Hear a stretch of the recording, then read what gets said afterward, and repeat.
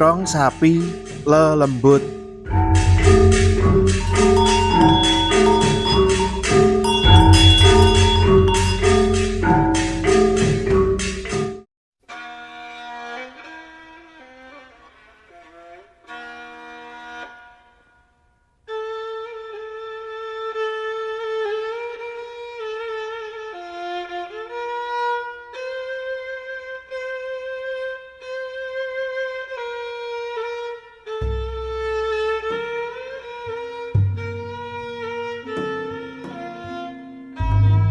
Aku lahir lan sekolah ana ing desa.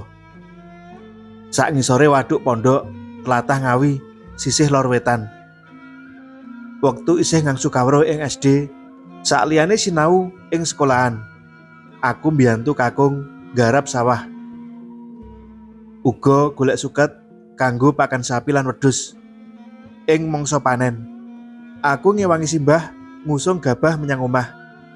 Semono uga ing wayah tandur lan rendeng, aku mbiyantu simbah ngluku lan garu sawah sing arep ditanduri pari.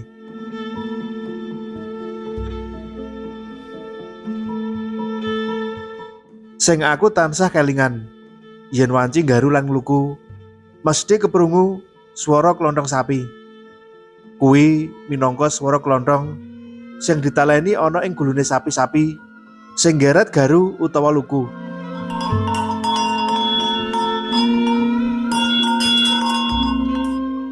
Sanadyan saiki urip ing kutha, alam pamikiranku ora oncat saka gaya urip padhesan. Swasana urip ing desa tak boyong menyang kutha. Ing wektu lodang, aku duwe kelangenan nandur tanduran ing ngarep lan mburi omah, kaya dene kadang tani ing desa. Semono uga hiasan ing jero omah, lukisan pemandangan padhesan ndak pasang ing ruang tamu omahku. Ana uga gambar wayang.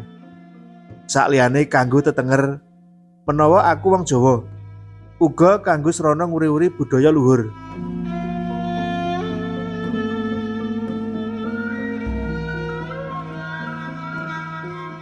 Sakwijining dina libur, aku pit-pitan tumekaning pasar pinggiran kutha. Ing kono ana simbah sepuh dodolan barang bekas alias rosokan. Salah sijine barang rosok sing narik kawigatenku yaiku klontong sapi. Pancen klontong lawas nanging isih katon apik. Aku duwe pangangen-angen klontong iki arep ndak pasang ing omahku. Simbah bakule sing dodol tawa 70.000.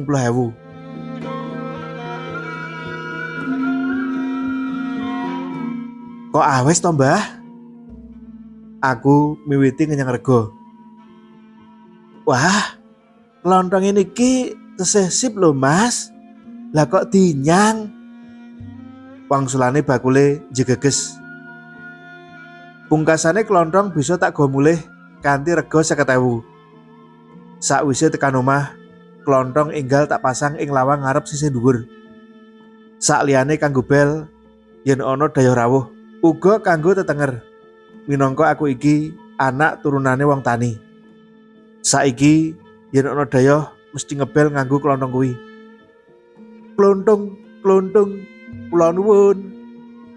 Ngono biasane yen ana tamu. Yen keprungu swara ngono mau, atiku dadi rada ayem, ngelingake uripku jaman dhisik ing desa.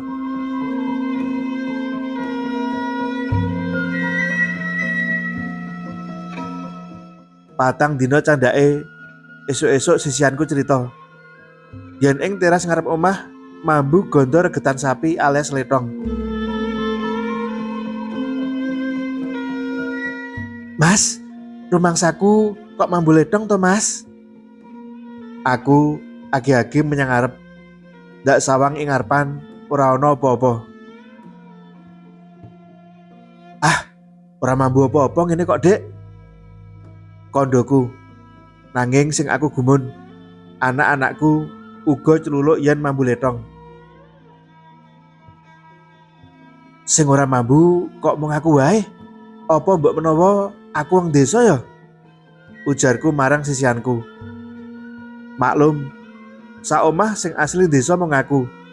Sisianku wiwit lahir tumekaning gedhe, urip ing kutha.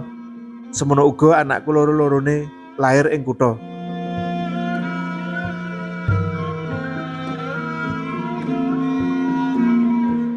Dina candhake sisianku celuluk meneh yen mambu lethong sapi ing teras ngarepan.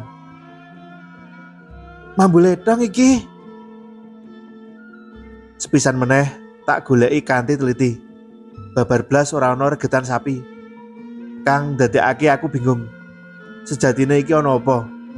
Kok kabeh ngomong mambu lethong?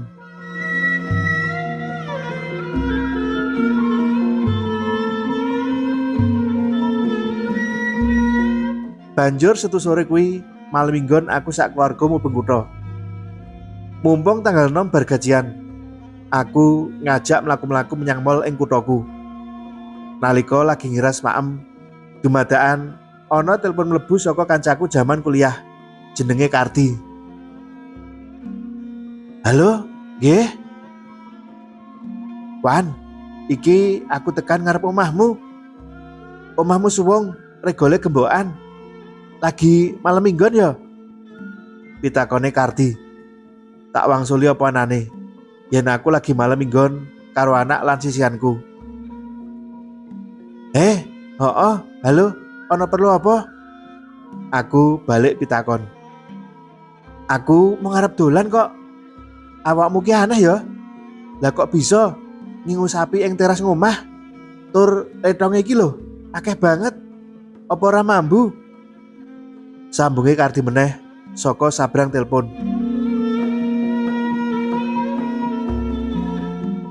Awakmu kuwi sing aneh. Ing perumahan mosok bisa ngingu sapi? Kandaku. Nanging Kardi ngayal yen meruwi dhewe ana sapi ing teras ngomahku. Pungkasane obrolan ing telepon kuwi cuthel. Ing sakjroning ati aku mikir, kok Kardi weruh ana sapi ing omahku. Ora tinemu nalar. Ngingu sapi ing komplek perumahan. Yen to nekat ngingu, mesti gondol letonge sumebar tekan ngendi-endi. Jalari dadi perkara karo tangga teparo.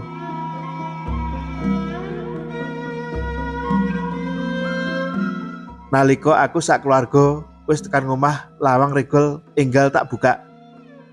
Ora ana apa-apa, ora ana sapi. Semono uga sisian lan anak-anakku ora nyawang apa-apa. Bengi kuwi aku wiwit mikir. Kardi ngomong yen urus sapi. Sisianku cerita yen kerep mambu gondol letong. Sejatine iki ana apa? Pitakonku ing sakjroning ati. Wayah wengi ing sakjroning turu, aku ngimpi ngarit golek suket kanggo pakan sapi, nggawa keranjang. Nanging ngimpi kuwi ndak anggap wae kembang turu. Ana sing aneh bengi candhake. Aku ngimpi kanthi impen kang persis karo wengi sadurunge. Mbok menawa iki eneng gandeng cenenge karo ceritane Kardi. Uga ujare sisianku, batinku. Senin esuk aku budal tugas menyang kantor cabang ing luar kota. Anak-anakku padha sekolah. Dene sisianku kulaan kan badhe ing pasar. Omah suwung. Dilalah ana kanca lawas mampir menyang omahku. Sak perlu arep ngeterake undangan. Gandeng ing omah suwung, mula Parto nelpon aku. Halo, iki undangane kanggo awakmu. Ndak lebokake kotak surat ya. Aja lali. Wah, lah kok iki ana sapi ing ngarep omahmu? Awakmu arep beles sapi ya? Kandhane Parto. Kaya dene Pardi, Parto uga cerita yen merwi dhewe ana sapi ing omahku. Ateges wis ana wong loro sing panemune padha. Lan telu sisianku sing tansah mambu gondol letong sapi.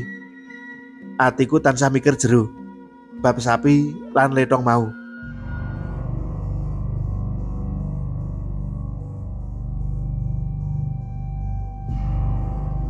Dina kuwi uga aku wis tekan omah wayah jam 12 bengi. Sisian lan anak-anakku wis padha turu. Ndak buka lawang regol alon-alon. Aku kaget saknalika. Kanthi mripatku dhewe, aku meruwi ana sapi loro lagi njerum ing teras omahku. Nanging mung sedhela. Sakwise kuwi wewayangan mau ilang. Apa prastawa kang aneh iki ana gandeng cenenge karo lethong kuwi? Apa luwih becik klontong iku tak balekake menyang sing dodol?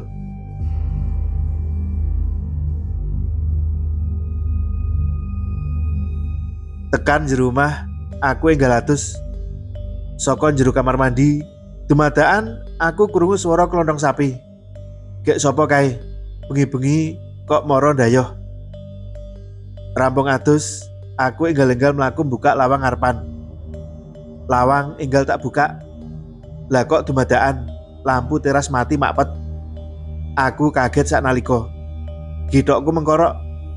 Dumadakan ing ngarepku wis ana sapi putih lan ing kiwane ngadeg pawongan nganggo caping kanthi sandangan sarwa ireng runteng. Sinambi nggawa pecut. Aku ora bisa nyawang kanthi permono pasturyane wong kuwi mau sebab suasanane peteng. Mas, nyuwun tulung, klontong sapi kula jenengan wangsulaken nggih. Mesakne sapi-sapi kula boten purun wangsul, Mas. Suarane pawongan kuwi lirih. Durung kober aku takon bab dodok selae perkara klontong sapi. Dumadakan plas, sapi lan pawongan mau ngilang, ora ninggal tilas.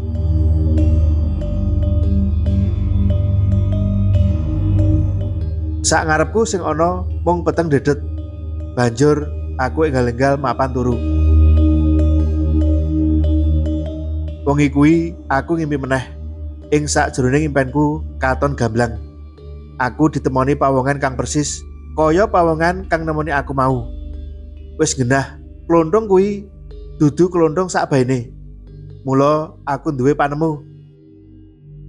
Klontong iku ndak balekake ning pasar sesuk-esuk wae, tinimbang manggon ing omahku tansah gawe perkara.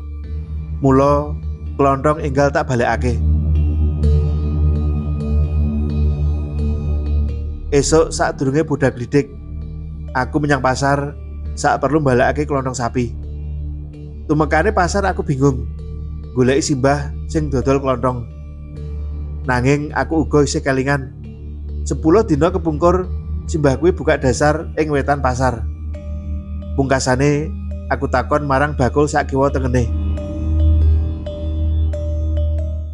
Derek tanglet, Pak. Menawa pirsa mbah-mbah sing sadyan rosok ten ngriki ingkang priyayine kuru, rambutnya putih nika lho. Pitakonku. Nanging saiba kagetku. Bareng ana salah sijine bakul aweh wangsulan. Oh, nggih Mas. Rumiyin pancen wonten mbah-mbah ingkang sadyan rongsok ten mriki. Nanging simbah niku pun tilar donya kawan dosa dinten kepengker.